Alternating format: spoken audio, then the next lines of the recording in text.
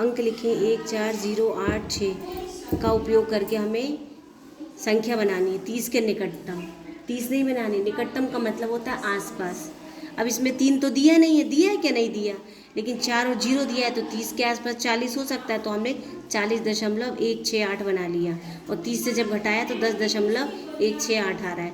तो ये जो 40.168 है, ये जो हमने संख्या बनाई है, ये संख्या 30 के आसपास आ रही है। दूसरे में लिखा है 100 और 1000 के बीच बनाना है, तो हमने क्या किया 100 और 1000 के बीच में।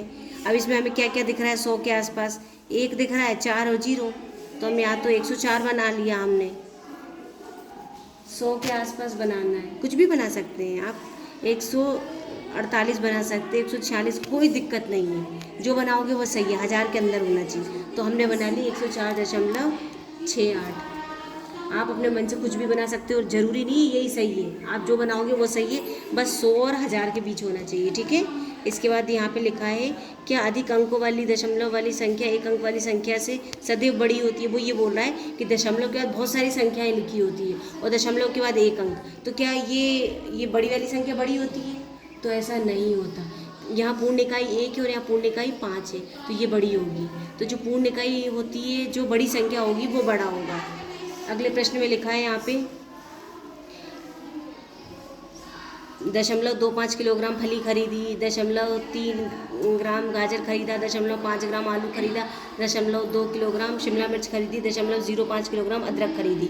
तो कुल वस्तु का भार बताना है, तो हमने सबको लिख लिया।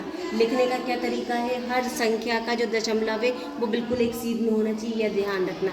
सबको लिख के हमने सबको जोड़ दिया, तो यह आ जाएगा 1 किलो 1.30 किलोग्राम, मतलब 1 किलो और 30 ग्राम, है ना, 1 किलो और 30 ग्राम।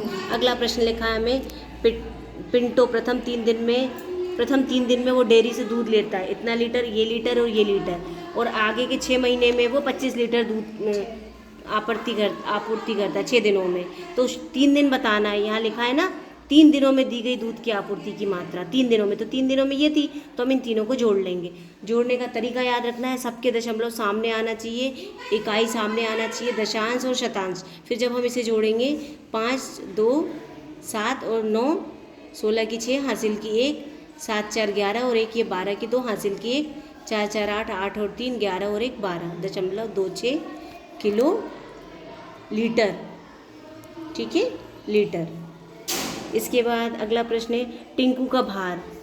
टिंकू मतलब कोई भी, जैसे हमारी क्लास में कार्तिक है, मान लो जनवरी में वो इतने किलो का था, फरवरी में इतने का हो गया, तो हमें दिख रहा है बढ़ा कि घटा, कम हो गया ना, यहाँ 35 था या 34 हो गया, तो घटा है, तो कितना घटा है, तो इससे हम इसको घटा देंगे। यहाँ टिंकू लिखा है तो टिंकू का इतना वजन था, इतना कम हो गया, तो हमने ज़्यादा वाले को ऊपर लिख लिया, कम वाले को नीचे लिख लिया।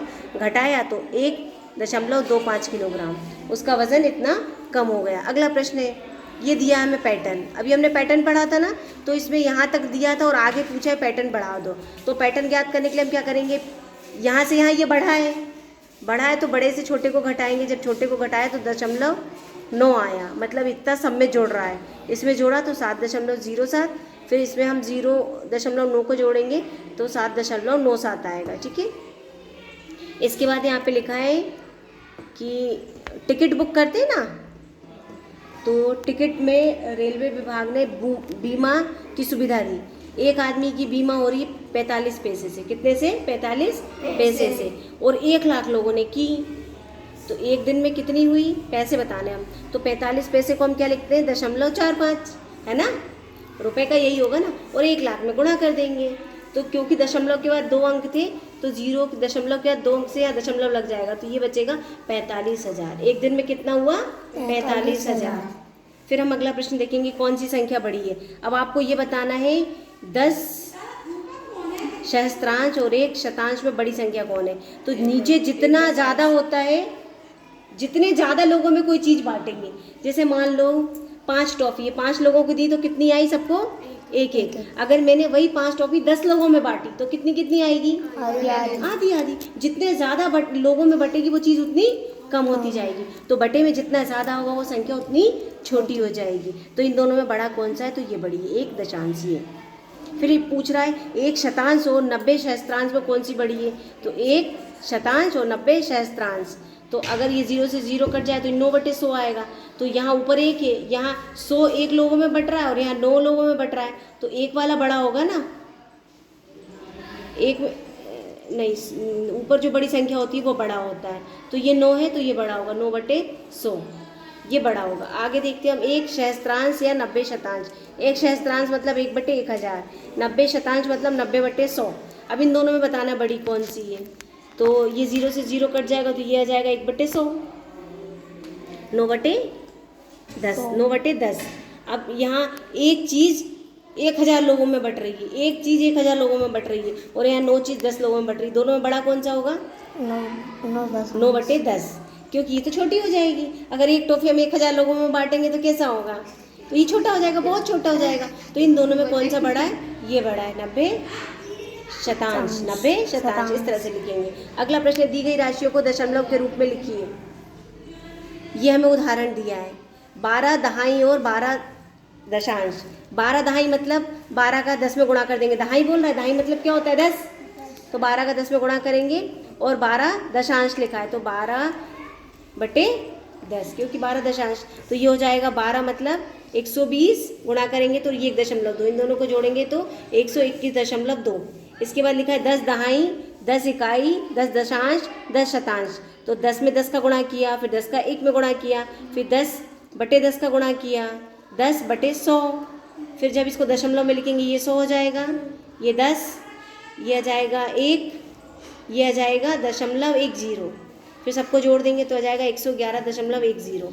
इसके बाद लिखा है 25 दहाई, 25 इकाई, 25 दशांश और 25 शतांश। तो दहाई मतलब 25 में हम किसका गुणा करेंगे? 100 का। दहाई मतलब 10 होता है तो 25 में 10 का गुणा करेंगे। इकाई मतलब 25 में 1 का गुणा करेंगे। 25 दशांश, दशांश मतलब 25 गुणा 1/10, दशांश 1/10 होता है। इसके बाद 25 शतांश, 25 गुणा 1/100, तो ये हो जाएगा 250, ये हो जाएगा 25, ये हो जाएगा 2.5, और ये हो जाएगा 2 जीरो है तो 0.2025।